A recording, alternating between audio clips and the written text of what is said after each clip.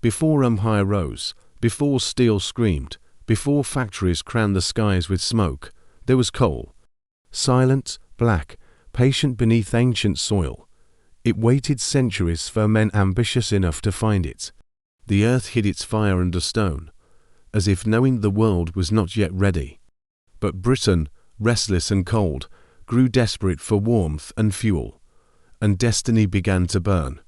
At first, coal was humble a peasant's stone, a poor man's comfort for winter's cruelty. Villagers gathered it from riverbeds, not knowing they were holding the key to empire. Each ember that glowed in a cottage hearth whispered the future of a global kingdom. The flames were small then, but soon they would light the entire industrial age aflame. As forests thinned and wood became scarce, coal rose from necessity to supremacy. It burned hotter, lasted longer, and demanded less space for the same divine reward. Britain's island heart, rich with seams of black treasure, became the furnace of history, and once the island began to dig, it would never stop until the earth itself trembled. The first miners were not heroes, they were shadows, crawling through tunnels, lit by trembling flame. Boys too small for fields and men too poor for choice descended daily into darkness. Their lungs filled with dust, their eyes adjusted to blackness, their hearts to rhythm and fear. They mined not just for coal, but for survival. One breath, one shovel, one stolen day.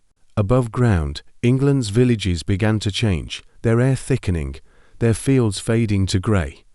The sound of wind was replaced by hammers, hooves, and the steady hiss of steam. Black dust settled on rooftops and hearts alike. Progress always comes coated in residue. And in that soot, the island found both its wealth and its wound. Coal was not simply fuel, it was transformation in physical form. Darkness made divine. It powered furnaces that smelted iron, built bridges, and forged rails that tied the nation together. Where once water and wind had ruled industry, now flame ruled everything it touched. Britain's heartbeat grew mechanical, pulsing through pistons, engines, and the black veins beneath its soil. James Watt's steam engine arrived like revelation, a machine that fed on coal and exhaled empire. His invention was not merely mechanical, it was philosophical, turning labor into limitless force.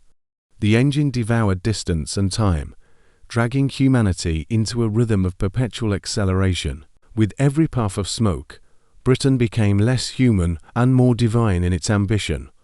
Coal turned the island inside out, mines burrowed deeper, profits rose higher, and cities multiplied wildly.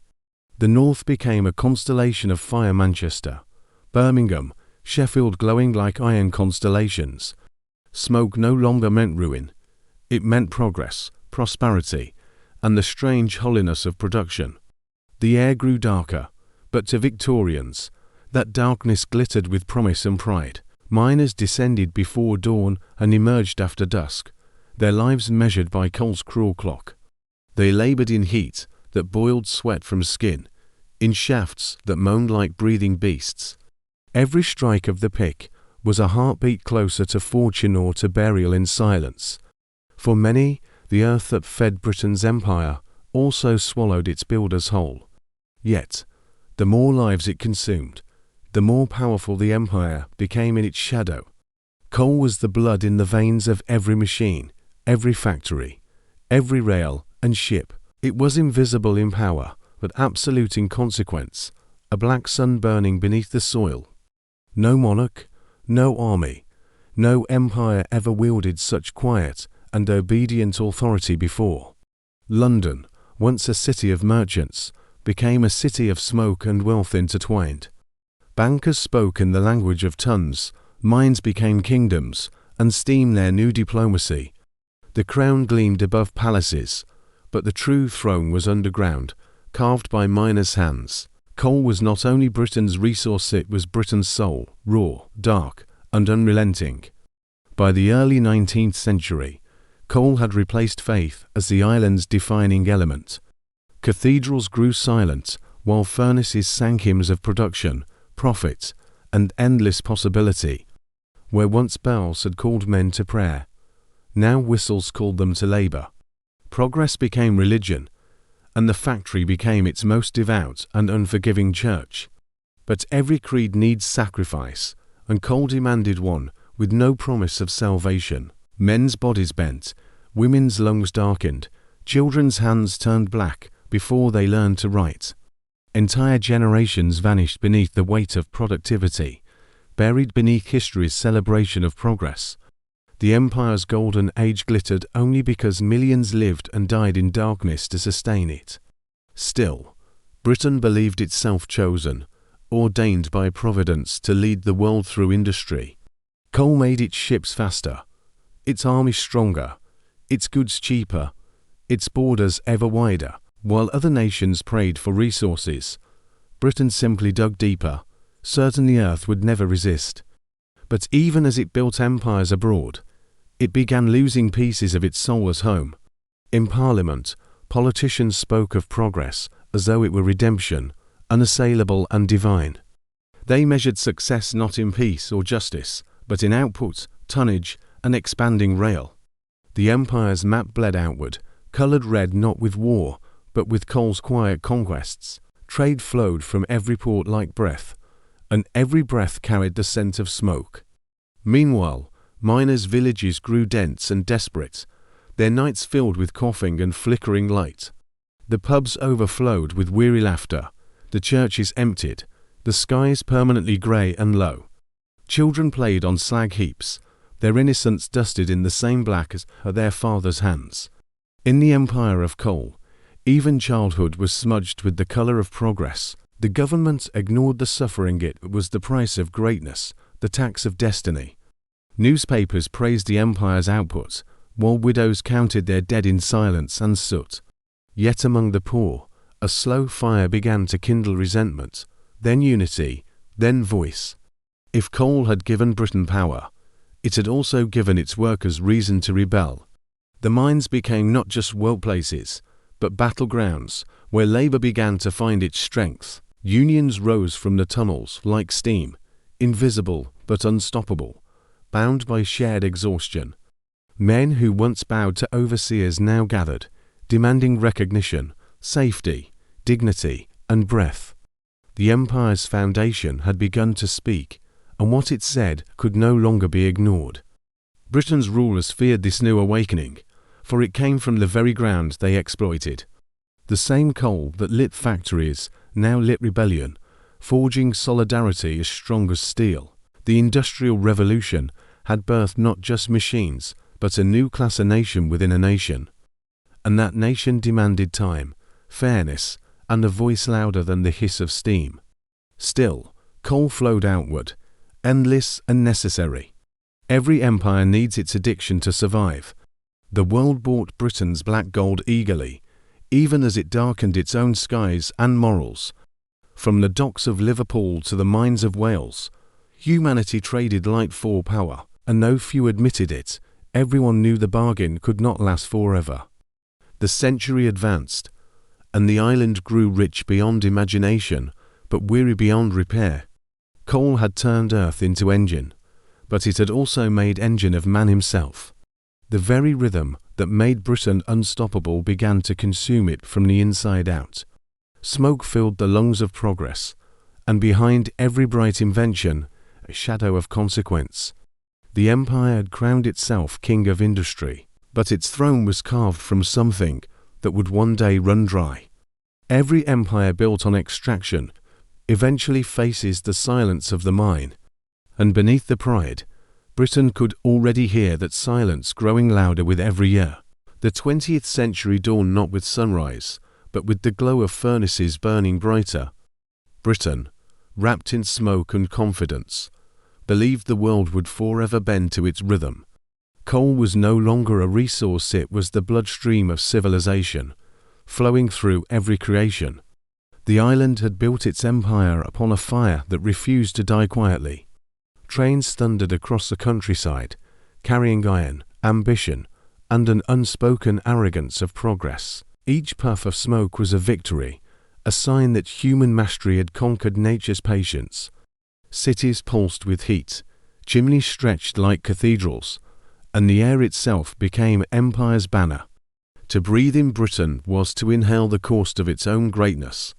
But behind every shining city lay valleys drowned in ash and silence. The miners still descended before dawn, still risked the same deaths for someone else's profit. Children still crawled through narrow seams, while Parliament debated morality between expensive cigars. The empire was rich in everything but compassion, its wealth mined from misery and dust. Coal had become the great equalizer and the great divider all at once. It gave light to the world, but darkness to those who brought it into being. It built the future for kings, but buried the past for workers with unmarked stones. Progress, it seemed, had chosen its saints and sacrificed its sinners without regret. Yet the fire that forged steel also forged rebellion in the hearts of the forgotten. From Wales to Yorkshire, from Durham to the Scottish pits, unity began to gather strength. Men who had once laboured alone now marched together beneath banners blackened by soot. They spoke of wages, rights, and something more dangerous, dignity measured not by profit, but humanity. Strikes erupted like tremors, shaking the foundations of a nation addicted to its own power. Factories halted, ships waited, locomotives stood still, and the silence frightened those who ruled. For the first time, the masters of industry realized how fragile their empire truly was. Coal had made them rich, but without the miners, even the crown itself could grow cold. The rulers responded with cruelty disguised as order, sending troops into villages that fed their cities. Violence met courage, and courage met consequence, as families faced starvation for speaking truth aloud. But beneath the hardship, something irreversible was born, the working class discovering its voice and worth. Coal had given Britain its might. Now it gave it its conscience and its fight. Decades passed, wars came, and still the empire's machines demanded their ration of black gold. When the world burned in global conflict, it was coal that kept Britain breathing through fire. The same mines that broke men's bodies powered victory, production, and the illusion of endless endurance. And once again, the miners became heroes only when the nation needed them most. After the wars, the empire stood triumphant yet trembling, exhausted by its own creation. New powers rose. America, Germany, the East, and Britain's cold crown began to tarnish with time. The mines, once symbols of invincibility, became relics of an age no longer sustainable.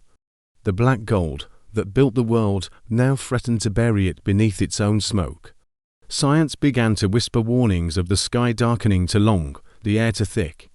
The same fuel that powered progress now poisoned the lungs of the very earth itself. But denial is easier than humility, and Britain refused to believe its fire could fade. Even as oil, gas, and electricity rose, the island clung to the romance of coal. For coal was more than resource, it was memory, identity, and pride pressed into the ground. It was the sound of fathers coughing in kitchens, of whistles marking ends and beginnings.